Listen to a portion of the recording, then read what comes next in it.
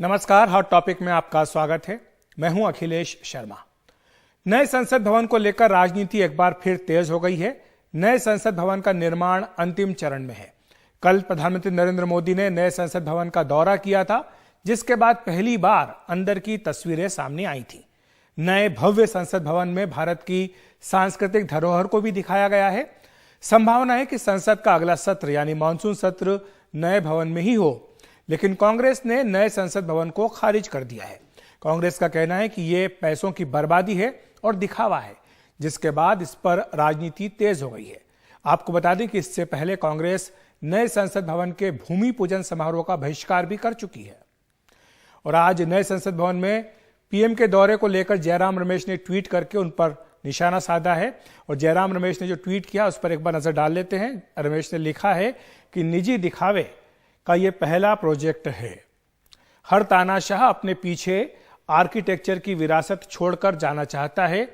पैसों की भारी बर्बादी, ये कहते हुए जयराम रमेश ने आज ट्वीट करके नए संसद भवन के पूरी परियोजना पर ही सवाल उठा दिए हैं। उधर बीजेपी सांसद और पूर्व केंद्रीय मंत्री राज्यवर्धन सिंह राठौड़ ने जुलाई 2012 की एक सरकारी चिट्ठी को टैग किया है। उन्होंने ट्वीट करते हुए ये 2012 की चिट्ठी दिखाई है। उन्होंने लिखा है कि नए संसद भवन का प्रस्ताव 2012 में सोनिया जी के रिमोट कंट्रोल वाली यूपीए सरकार के समय स्वीकार किया गया था। इस चिट्ठी में यह जिक्र है। ये तब की जो स्पीकर थी मीरा कुमार, उनके ओएसडी का पत्र है, जो कि शहरी विकास मंत्रालय को लिखा गया है। तब चर्चा थी कि इस प्रोजेक्ट के नाम पर 3000 करोड़ रुपए वारे न्यारे करेंगे।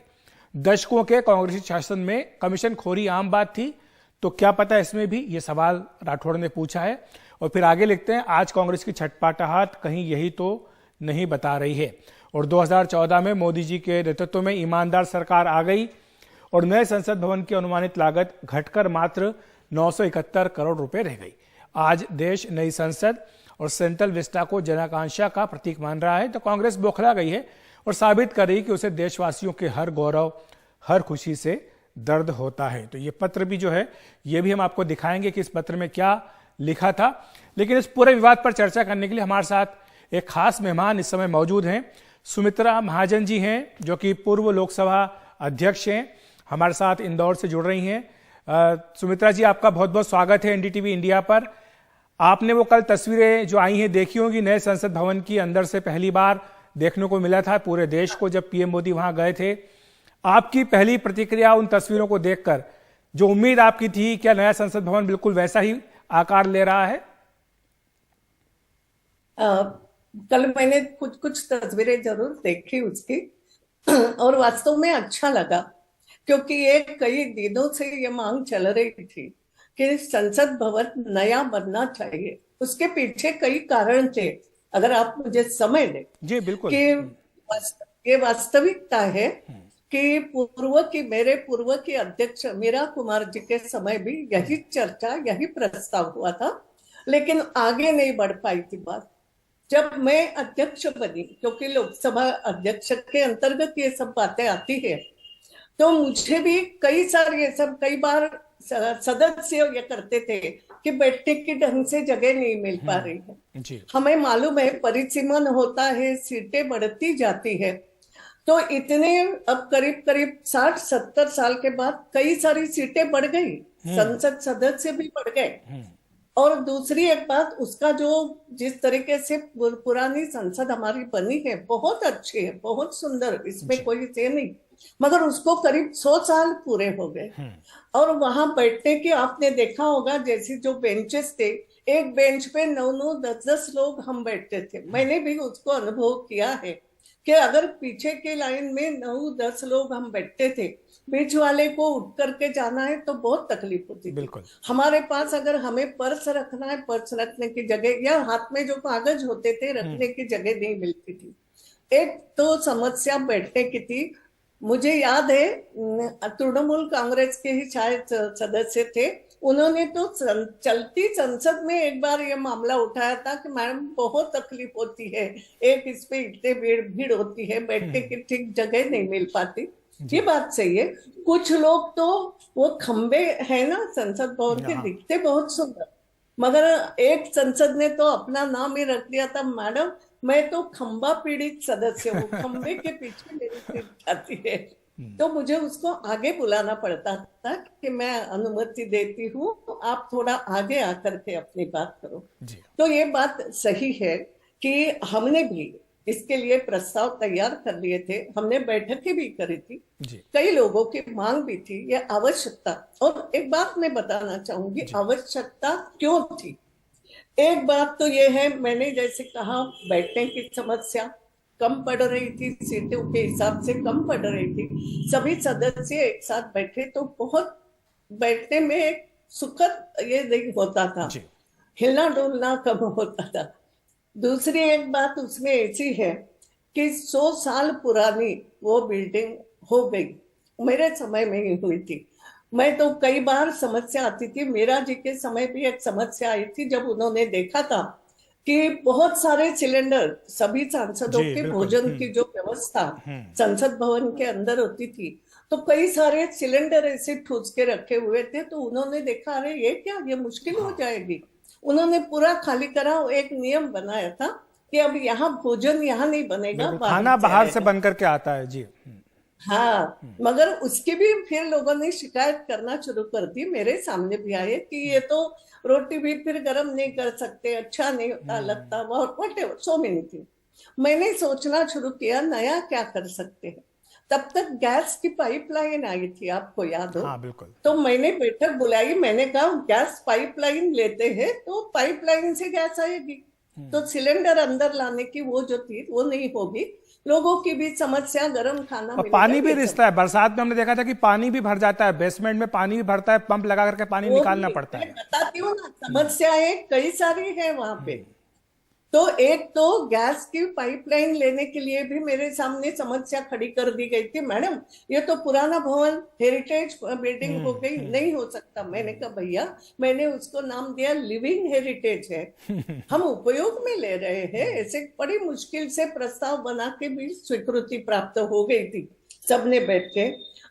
एक आपने देखा होगा कि केवल सदस्यों को बैठने की नहीं, कई सारे ऑफिसेस। जी बिल्कुल। अब मामला जब बढ़ता चला जाता है, कई सारे डिपार्टमेंट्स आ गए, सबको जगह नहीं मिलती थी। इतना ही नहीं, पक्ष बढ़ते गए तो हर पक्ष को जगह देना पड़ती थी। आपको मालूम है संसद भवन में ऑफिस देते थे, हालांकि उसकी संख्या हमने कुछ तय की थी कि तयशुदा संख्या हो तो एक जग कमरा दिया जाएगा, लेकिन बाद में ये हो गया कि वास्तव में कमरा अलॉट करना मुश्किल हो जाता था। अच्छा, कमरों हर को एक लेकर चाहिए। झगड़ा भी होता था, हमने देखा था किस तरह से टीडीपी के भीतर हो या फिर बाद में टीएमसी, ये सब आपस में पार्टियां झगड़ा भी करती थी। जी जी, वो तो भी चलता था, मगर हम प्रेम से सुलझाते थे। मेरा कहना यह है, एक तो ये दिक्कत, फिर हमने पेपरलेस, एक बात जो नहीं आई, देखो नया नया टेक्निक तो आएगा ना, मैंने खुद अनुभव किया।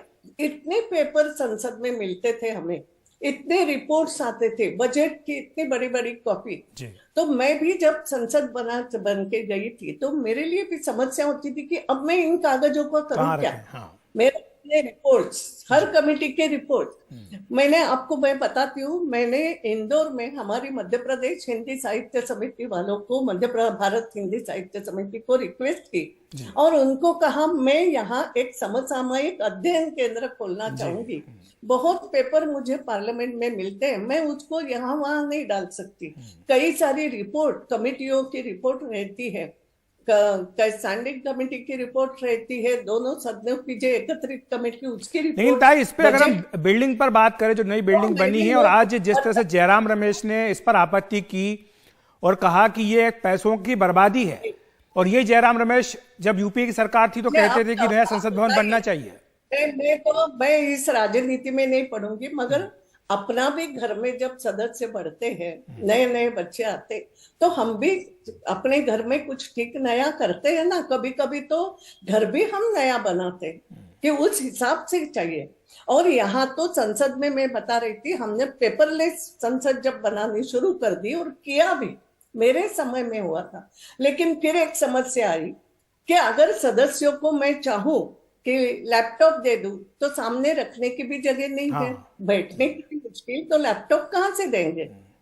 तो पाम टॉप भी दूं तो सदस्य रखेंगे कहाँ उसको। वो मैं आपको रोक के तस्वीर दिखाना चाहता हूं, मैं चाहता हूं अंदर की तस्वीर आप दिखाएं जिसमें कि पीएम मोदी वो जो डेस्क है उस पर जा रहे हैं, निरीक्षण कर रहे हैं, और सामने ही जो है वो लैपटॉप या जैसे कह सकते हैं कि आईपैड जैसा रखा है और सदस्य उसी को देख सकते हो। तो काफी स्पेस इसमें ताई दिख रहा है जो नई संसद भवन बनी है इसके भीतर। Very good, very good. और साथ साथ एक उसमें यह भी कोशिश की गई है कि जो देश भर की सांस्कृतिक धरोहर है, जैसे कि एक तस्वीर हमने कल देखी थी जो मिथिला पेंटिंग्स हैं, उनको भी वहां पर एग्जीबिशन में लगाया गया है। इसके साथ ही जो पुराना संसद भवन है उसको भी कहा गया है कि उसको एक म्यूजियम के तौर पर इस्तेमाल किया जाएगा, उसका भी उपयोग भविष्य में जारी रहेगा। ये भी उसी समय तय हुआ था कि ये पुराना भवन, इसका उपयोग छोड़ेंगे नहीं, कई सारी मीटिंगों के लिए काम आएगा। और आप देखते हो पुराने भवन में भी धरोहर के रूप में चित्र लगे हुए हैं, पेंटिंग्स है, वेरी नाइस पेंटिंग। वहां कुछ लिखा हुआ है, हमारे वेदों के उपनिषदों के श्लोक है। तो पुराना संसद भवन भी धरोहर के रूप में बनाया, तो नए में अगर धरोहर के रूप में कुछ चीजें बनती है तो उसमें बुरा क्या है। और चाहिए, हम आगे बढ़ रहे हैं। आजादी के 75वें साल में अगर नई संसद की बिल्डिंग हमें मिलती है, वहीं पे बनाए रहे हैं ना, कोई बहुत दूर तो है नहीं। बिल्कुल। तो उसी एक इलाके को कुछ अच्छा हम बनाते हैं, टेक्निकली साउंड करते हैं। अब हम टेक्नोलॉजी की बात करते हैं, टेक्नोलॉजी में आगे जा रहे हैं, तो वो सब सुविधाएं संसद सदस्यों को भी मिलना चाहिए। तो ऐसा अगर हम करते हैं, देखो पार्लियामेंट में कुछ भी होता हो, आप कहोगे लोग चर्चा ही नहीं करते, झगड़ा करते, मगर पार्लियामेंट इस देश की सबसे बड़ी संस्था है, जहां संपूर्ण देश की रीति नीति तय होती है, जहां चर्चा होती है, लोग जाते हैं, पूरे देश की बात करते हैं। हम कहते थे debate, discuss and then decide, ये वहां होना चाहिए। तो जो लोग वहां जाएंगे, जैसे हम कहते हैं पार्लियामेंट्री लाइब्रेरी बहुत सुंदर है, उसका उपयोग भी होना चाहिए। एक आखिर में जाते जाते आपसे यह प्रश्न करना चाहूंगा कि 2026 में डिलिमिटेशन होना है और आबादी के हिसाब से देखें तो लोकसभा की संख्या बढ़नी है सदस्यों की, 800 से भी ज्यादा हो सकती है। तो ऐसे में आपको लगता है कि ये फ्यूचर रेडी है जो नया पार्लियामेंट हमारा बन रहा है? बिल्कुल है, आवश्यक है। और जो आवश्यक चीजों पर देश में अगर खर्चा होता है तो हम उसको फालतू नहीं कह सकते हैं। वो आने वाली 30-30, 40-40 साल की बात सोच करके हम कुछ बना रहे थे। और मेरा कहना है सभी पार्टियां इसमें सहमत होगी, अपने सुझाव दे सकते हैं हम। लेकिन कांग्रेस ने तो आपने देखा होगा ताई, उन्होंने तो जब वो भूमि पूजन हुआ था तो उस कार्यक्रम का भी बहिष्कार किया था। उनका ये कहना कि ये फिजूल खर्ची है। मैं जब तक थी, मैं सबको बुला के हमने बैठकें करी है, और मुझे याद है कि सब आते थे, सब इस बात से सहमत थे। अब आगे क्या हुआ मुझे नहीं मालूम, लेकिन एक बात है, अगर देश के लिए कुछ नई चीज बन रही है, जो आवश्यकता है, नई चीज यानी दिखावा नहीं है, जो आवश्यकता है, आवश्यकता के अनुसार अगर कुछ अच्छी चीज नई टेक्नोलॉजी के साथ बन रही है तो हमने उसका स्वागत ही करना चाहिए, ऐसा मेरा अपना मत है। बहुत बहुत धन्यवाद आपका सुमित्रा महाजन जी, पूर्व लोकसभा अध्यक्ष, हमारे साथ जुड़ने के लिए, नए संसद भवन पर विस्तार से अपने विचार रखने के लिए कि क्यों ये जरूरी है आने वाली पीढ़ियों के लिए, आने वाले समय के लिए। हॉट टॉपिक में वक्त एक ब्रेक का।